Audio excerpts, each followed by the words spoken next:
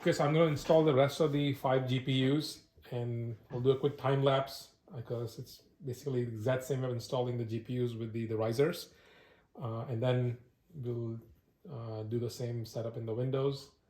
So let's finish that, and then we'll come back and work on setting up the miner.